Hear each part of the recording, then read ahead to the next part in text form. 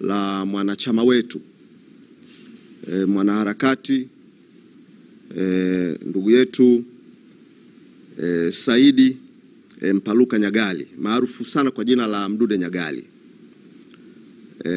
Tungetamani sana kupaza sauti kuhusiana na jambo hili ambalo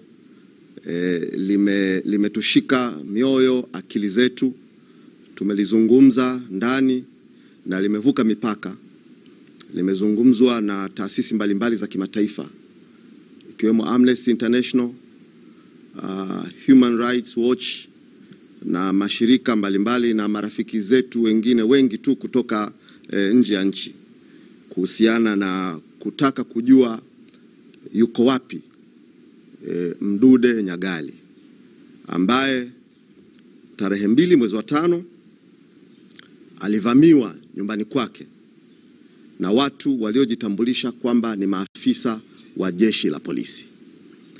Kwa hivyo siku ya leo tunataka tuungane na Watanzania wenzetu na wanachama wetu walioko Mbeya, kanda ya Nyasa, familia yake, kwa maana mke wake ambaye tumekuwa na mazungumzo naye katika kufuatilia jambo hili. Tunataka tuungane kwa pamoja kupaza sauti na kulizungumza jambo hili katika engo ambayo ni serious. Kwa nitaelezea na kutoa ukweli wa matukio kadhaa na maazimio yetu kama chama, nini tunakitaka, nini kifanyike kuhusiana na kupotea kwa ndugu Mdude Nyagali. Kwa ikumbuke kwamba tarehe 2 mwezi wa 5 ndugu Mdude alivamiwa nyumbani kwake mtaa wa Luanga, kata ya Iwambi, huko Mbeya mjini. Ilikuwa ni usiku wa tarehe 2 mwezi wa 5.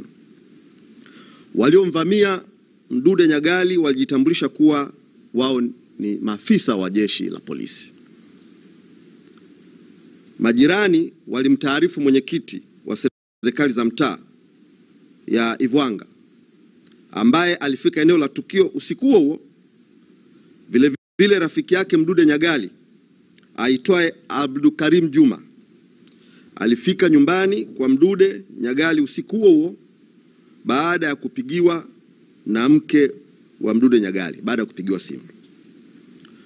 Mwenyekiti wa mtaa usiku huo aliwapigia simu polisi, kwa maana ya OCS wa kituo cha Yunga ambacho kipo umbali wa kutoka hapo kilomita 3 kutoka eneo ambalo tukio lilitokea, kwa maana ya mahali ambapo Mdude alivamiwa na kuchukuliwa.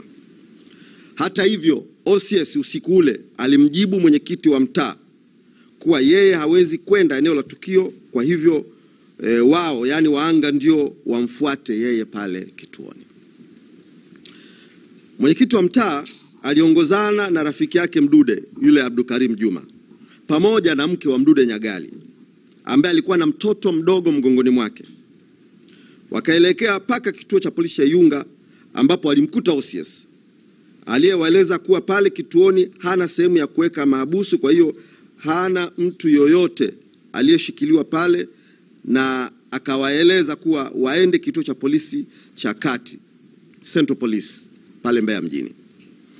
Kwa baada ya kupewa taarifa hiyo, mwenyekiti wa mtaa alisema yeye anaishia pale, hawezi kwenda kituo cha polisi cha kati, yani hapo Central Police, na hivyo Abdukarim na mke wa Mdude Nyagali walilazimika kuondoka wenyewe eneo hilo la hapo Yunga na kwenda kituo cha kati cha polisi, Central Police. Walipofika kituo cha kati, walipokelewa na kueleza tukio kwa askari wa zamu, lakini walijibiwa kuwa hakuna mtu wa namna hiyo ambaye ameletwa kituoni hapo. Walisisitiza kupatiwa msaada wa polisi bila mafanikio, na hivyo wakalazimika kurudi nyumbani.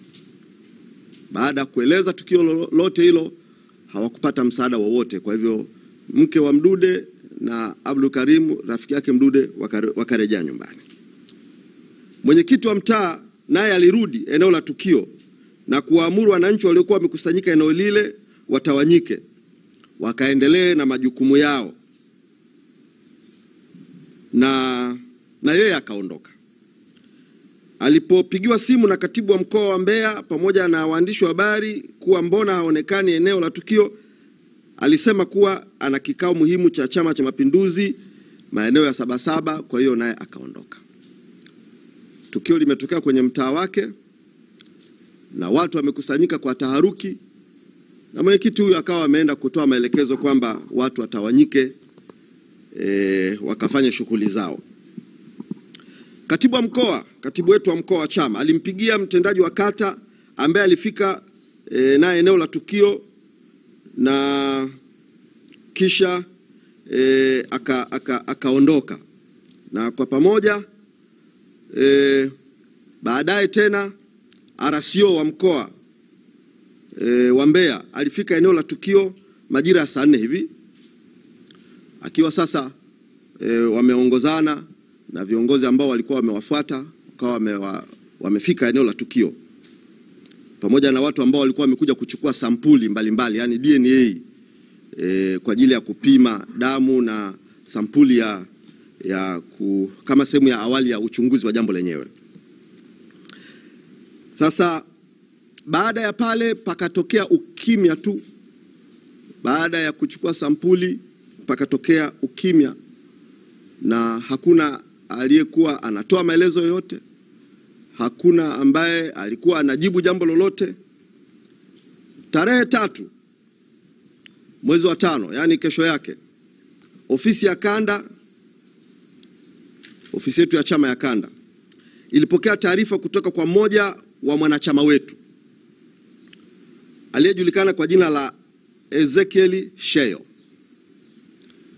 Huyu ndugu Ezekiel Sheyo alisema kuwa tarehe 30 mwezi wa 4 alikutana na watu wawili aliowataja kuwa ni Afande Shabani Chalo na Veda, ambao wote wanafanya kazi katika ofisi ya RCO hapo mkoa wa Mbeya. Watu hawa walikuwa wakimtafuta kwa njia ya simu kwa siku kadhaa, wakihitaji kuonana naye. Hivyo hiyo tarehe 30 mwezi wa 4 akakutana nao eneo la Sokomatola pale Mbeya. Afande Shabani ndiye aliyekuwa mzungumzaji katika hicho kikao cha mazungumzo, na alimtaka Ezekiel amuonyeshe nyumbani kwa Mdude Nyagali kwa madai kuwa kuna kazi ya kijasusi ambayo alitaka kuifanya.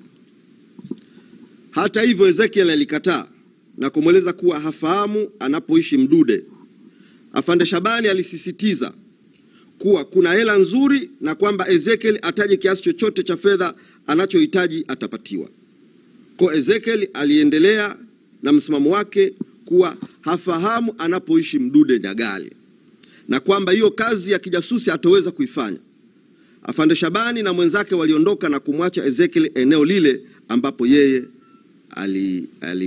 ambapo naye baadaye aliondoka. Kwa mara baada ya kuachana na askari hao ambao Ezekiel anawatambua kwamba ni askari na walijitambulisha kwake kwamba ni askari kutoka ofisi ya RCO, Afande Shabani na mwenzake Veda. Kwa baada ya kuachana nao au askari, Ezekiel alienda kwa mwanachama mwenzake kumjulisha mazungumzo aliyoyafanya na Afande Shabani. Kwa kuwa simu yake haikuwa na muda wa maongezi, alimsihi mwenzake ampigie mtu mwingine ambaye atatuhakikishia kuzifikisha taarifa hizi kwa Mdude Nyagali. Kwa Mdude alipatiwa taarifa hizo siku hiyo ya tarehe 30. Na wale wanaofuatilia ukurasa wa Twitter X wa Mdude watafahamu na kuona mpaka leo ipo. Aliandika katika ukurasa wake akisema kwamba, akihoji kwa nini askari wanaotaka kuwapa wanachama fedha wanataka kuwapa wanachama fedha ili waoneshe nyumbani kwake, wakati ofisi ya RPC na RCO wana namba yake na wanaweza kumpigia na kumuita kituoni na akafika pasipo na shida yoyote. Kwa siku moja baada ya Mdude Nyagali kuandika hivyo, akavamiwa na askari nyumbani kwake, akapigwa na kuumizwa kisha askari hao wakatoweka naye, na mpaka sasa hivi tunavyozungumza leo tarehe 10, ndugu Mdude Nyagali hajulikani alipo. Wote tuliona video ambayo ilionyesha kutoka pale nyumbani kwake damu nyingi, na ukiangalia ile damu iliyomwagika pale nyumbani na mwendo waliotembea mpaka kumfikisha aidha kwenye gari, ile damu iliyomwagika, na humo ndani ya gari hiyo damu ambayo iliendelea kumwagika mpaka wakafika hapo walipofika, maana yake ni kwamba ndugu Mdude alikuwa amejeruhiwa vibaya sana, vibaya sana. Na hadi hivi leo tunavyozungumza ndugu Mdude hajulikani alipo. Maisha ya Mdude yana thamani sana kwa mke wake, kwa familia yake, kwa watu wake wa Mbeya, kwa Chadema na kwa taifa hili, na kwa Mungu wake ambaye anamwabudu. Kwa hivyo tunapaza sauti kuyalilia maisha ya Mdude, kwamba yuko wapi ndugu Mdude ambaye amekamatwa, amepigwa na amechukuliwa na watu waliojitambulisha kwamba ni askari polisi. Kwa hivyo jitihada mbalimbali zimefanyika